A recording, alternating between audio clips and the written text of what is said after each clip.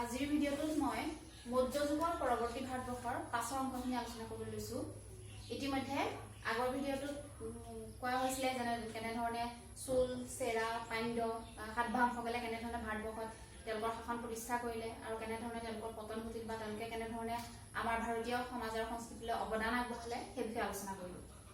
আজিৰ ভিডিঅ'টোত মৌৰ্য যুগৰ পৰৱৰ্তী ভাৰতবৰ্ষত কোন কোন বিদেশী শক্তিয়ে আহি বিশেষকৈ ভাৰতবৰ্ষত তেওঁলোকৰ শাসনৰ ভেটি স্থাপন কৰিছিলে আৰু ভাৰতীয় সভ্যতা সংস্কৃতিলৈ তেওঁলোকে কেনেধৰণে অৱদান আগবঢ়ালে সেই বিষয়ে আলোচনা কৰিম। মৌৰ্য সাম্ৰাজ্যৰ বিষয়ে আমি আলোচনা কৰোঁতে গম পাইছিলোঁ যে অশোকৰ পৰৱৰ্তী যিসকল মৌৰ্য ৰজা আছিল তেওঁলোক যথেষ্ট দুৰ্বল আছিল।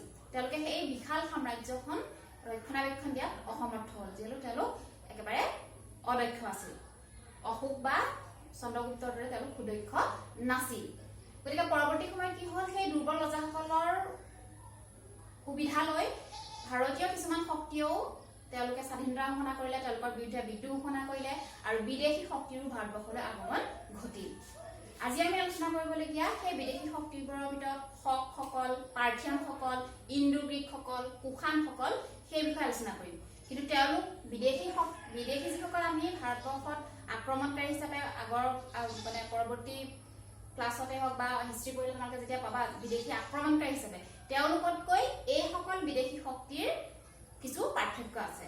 কাৰণ তেওঁলোকে বিদেশী জাতি যদিও আছিল, তেওঁলোক বিদেশৰ পৰা আহি ভাৰতবৰ্ষত তেওঁলোকে শাসন স্থাপন কৰিছিল যদিও তেওঁলোকে ভাৰতবৰ্ষক নিজৰ আপোন কৰি লৈছিল, অৰ্থাৎ ভাৰতীয় সভ্যতা সংস্কৃতিক তেওঁলোকে আদৰি লৈছিল। ভাৰতীয় সমাজত প্ৰচলিত আচাৰ ব্যৱহাৰ তেওঁলোকে মানি লৈছিল, তেওঁলোকে ভাৰতীয় ধৰ্ম গ্ৰহণ কৰিছিল আৰু তেনেধৰণে তেওঁলোক একোজন ভাৰতীয়ৰ নিচিনাই হৈ পৰিছিল।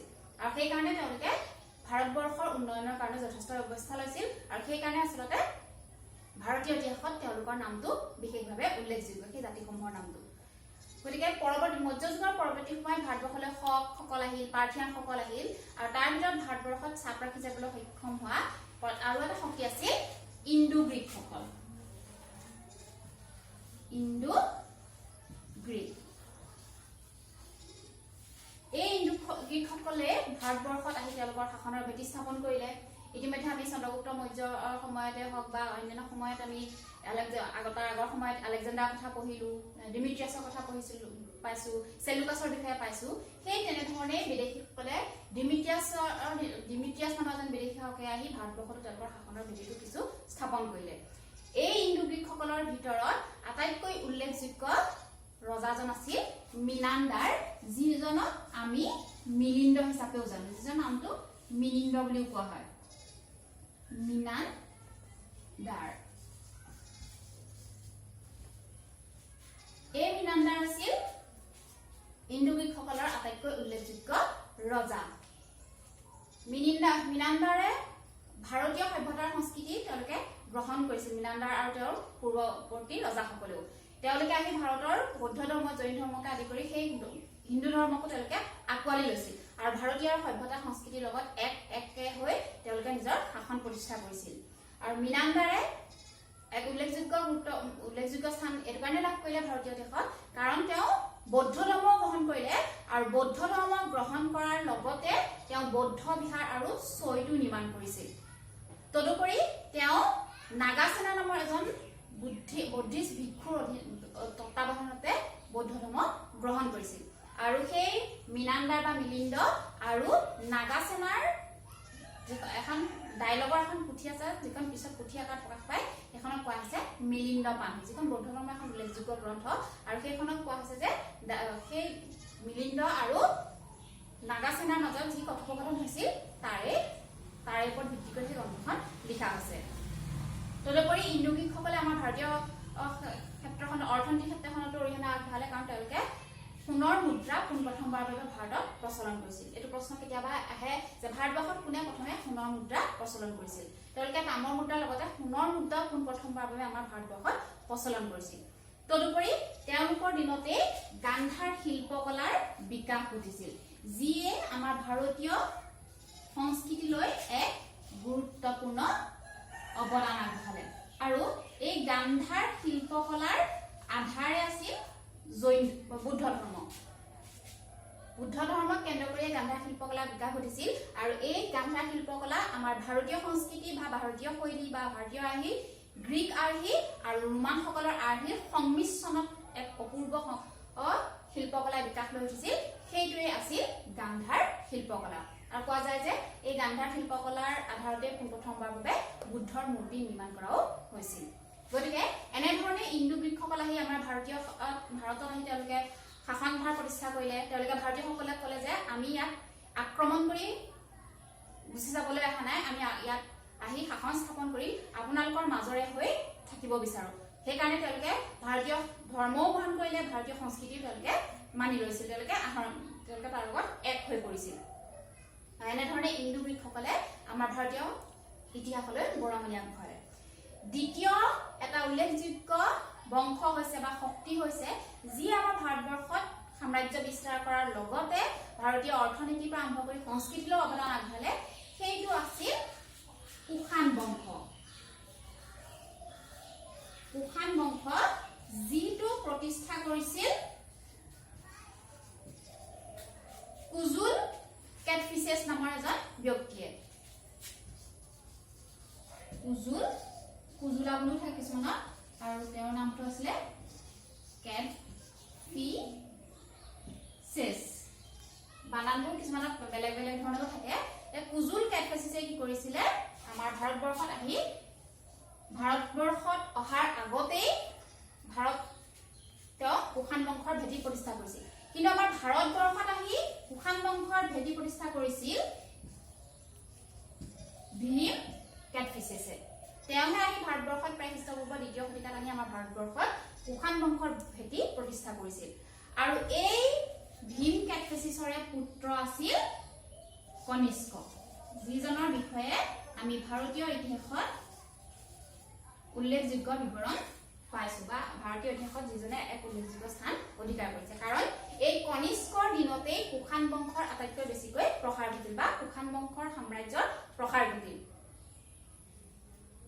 কনিষ্ক আৰু এটা ফালৰ পৰা উল্লেখযোগ্য যে কনিষ্কৰ দিনতেই চতুৰ্থখন বৌদ্ধ মহামেল অনুষ্ঠিত হৈছিল আৰু সেইটো দিশৰ লগতে অন্য এটা গুৰুত্বপূৰ্ণ কথা হ'ল যে এই কনিষ্ক ছেকেণ্ড অশোকা বুলিও কোৱা হয়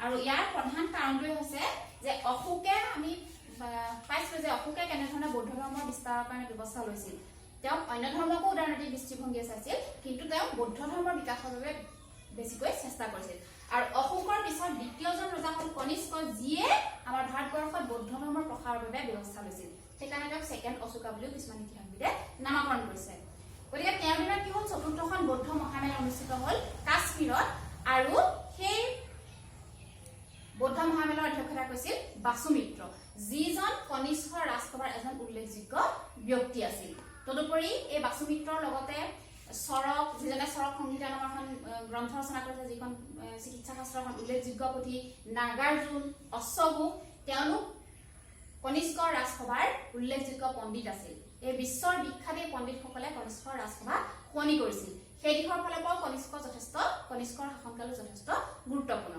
কিন্তু কথাটো হ'ল যে কনিষ্কৰ দিনত যে চতুৰ্থ বৌদ্ধ মহামেল অনুষ্ঠিত হ'ল সেই গুৰুত্বপূৰ্ণ কথাটোৰ উপৰিও আৰু এটা গুৰুত্বপূৰ্ণ কথা হ'ল যে কনিষ্কৰ দিনতে বৌদ্ধ ধৰ্ম দুটা ভাগত বিভক্ত হয় আমি যে বৌদ্ধ ধৰ্মৰ দুটা ভাগ পাইছো হিনযান আৰু মহাযান সেই হিনযান আৰু মহাযানৰ ভাগটো কনিষ্কৰ দিনতে হয় তদুপৰি বেহা বেপাৰৰ ক্ষেত্ৰত আমি কনিষ্কৰ বিষয়ে আৰু এটা গুৰুত্বপূৰ্ণ কথা জানিব লাগিব যে তেওঁৰ দিনত বেহা বেপাৰৰ যথেষ্ট প্ৰসাৰ ঘটিছিল যিটো সেই সময় সিল্ক ৰোড আছিল যিটো পথেদি সিল্কৰ ব্যৱসায়টো নিয়ন্ত্ৰণ কৰা হৈছিল বৈদেশিক বাণিজ্যৰ ক্ষেত্ৰত যিখন ৰোমান সাম্ৰাজ্যৰ লগত যিটো পথ সংলগ্ন আছিল চীনৰ পৰা আৰম্ভ কৰি সেই সিল্ক ৰোডটো কনিষ্কই নিয়ন্ত্ৰণ কৰিছিল অৰ্থাৎ তাৰ পৰা আমি গম পাওঁ যে বৈদেশিক বাণিজ্যৰ ক্ষেত্ৰতো কনিষ্কৰ কিমান দখল আছিল লগতে তেওঁ সিন্ধু অঞ্চলত ৰূপৰ মুদ্ৰা প্ৰচলন কৰিছিল যাতে ব্যৱসায় বাণিজ্যৰ ক্ষেত্ৰত প্ৰসাৰ কৰিব পৰা যায় তদুপৰি যদিও ইণ্ডো গ্ৰীকসকলে প্ৰথম গোল্ড কইন বা সোণৰ মুদ্ৰা আমাৰ ভাৰতবৰ্ষত প্ৰচলন কৰিছিল যিটো পিয়ৰ গোল্ড কইন শুদ্ধ সোণৰ মুদ্ৰা বুলি কোৱা হয় সেইটো কিন্তু প্ৰচলন কৰিছিল কনিষ্কই আৰম্ভ কৰিছিল ইণ্ডো গ্ৰীকসকলে কিন্তু পিয়ৰ গোল্ড কইন যিটো প্ৰচেষ্টা বা শুদ্ধ সোণৰ মুদ্ৰা প্ৰচলনৰ যিটো কাম সেইটোৰ কনিষ্কইহে আৰম্ভ কৰিছিল। তদুপৰি তেওঁৰ দিনত ব্যৱসায় বাণিজ্যৰ ক্ষেত্ৰখনো উল্লেখযোগ্য। তেওঁৰ দিনত বৈদেশিক ৰপ্তানি যথেষ্ট হৈছিল। আমাৰ ভাৰতবৰ্ষৰ পৰা জলকীয়া, মছলা, চন্দন, হাতীৰাট ইত্যাদিবোৰ ভাৰতবৰ্ষৰ পৰা ৰপ্তানি কৰা হৈছিল আৰু সোণৰ দৰে অন্যান্য সামগ্ৰীবোৰ ভাৰতবৰ্ষলৈ আমদানি কৰা হৈছিল। তদুপৰি তোমালোকে ইতিহাস পঢ়িলে গম পাবা যে কনিষ্কৰ এটা মূৰবিহীন মূৰ্তি পোৱা গৈছে, যিটো মূৰ্তি মূৰটো নাই, সেইটো কোৱা হয় হেডলেছ ষ্টেচু। আৰু সেই মূৰবিহীন মূৰ্তিটো, কনিষ্কৰ মূৰবিহীন মূৰ্তিটো কনিষ্কই নিজে নিৰ্মাণ কৰিছিল। তেওঁৰ পিতৃৰ মূৰ্তিৰ লগতে তেওঁ নিজৰ মূৰ্তিও নিৰ্মাণ কৰিছিল, কিন্তু তেওঁ নিজৰ মূৰটো নিৰ্মাণ কৰা নাছিল। আৰু কোৱা যায় যে তেওঁ সেইটোৰ জৰিয়তে এটা বাৰ্তা প্ৰেৰণ কৰিব খুজিছিল যে তেওঁ হৈছে বৌদ্ধ ধৰ্মৰ প্ৰসাৰৰ বাবে ব্যৱস্থা লোৱা বা বৌদ্ধ ধৰ্মৰ প্ৰসাৰৰ কাৰণে ব্যৱহাৰ হোৱা এজন বাহক, যাৰ জৰিয়তে বৌদ্ধ ধৰ্মৰ প্ৰসাৰ ঘটিব। আৰু তেনে ক্ষেত্ৰত তেওঁৰ মূৰটোৰ কোনো প্ৰয়োজন নাই বা তেওঁৰ মুখখনৰ কোনো ইমান প্ৰয়োজন নাই। সেইকাৰণে তেওঁ আচলতে হেডলেছ ষ্টেচু বা সেই মূৰবিহীন মূৰ্তিটো নিৰ্মাণ কৰিছিল বুলি কোৱা হয়। তদুপৰি তেওঁৰ দিনতে মথুৰা আৰু অমৰাৱতী শিল্পৰ বিকাশ ঘটিছিল। মথুৰা আছিল কনিষ্ক ৰাজ্যৰ ৰাজধানী আৰু সেই মথুৰাকে কেন্দ্ৰ কৰি মথুৰা আৰু অমৰাৱতী শিল্পৰ বিকাশ ঘটিছিল। আৰু মথুৰা তেওঁৰ ৰাজধানী হোৱাৰ উপৰিও ই জৈন ধৰ্ম, বৌদ্ধ ধৰ্ম আৰু হিন্দু ধৰ্মৰ প্ৰধান কেন্দ্ৰস্থল আছিল। তদুপৰি ই সেইখিনি সময়ৰ প্ৰধান নগৰো আছিল। আৰু সেই মথুৰা কেন্দ্ৰ কৰিয়ে মথুৰা আৰু অমৰাৱতী কেন্দ্ৰ কৰি অমৰাৱতী শিল্পৰ বিকাশ কনিষ্কৰ দিনতে আৰম্ভ হৈছিল। আৰু সেই শিল্পকলাৰো মূল আছিল বৌদ্ধ ধৰ্ম।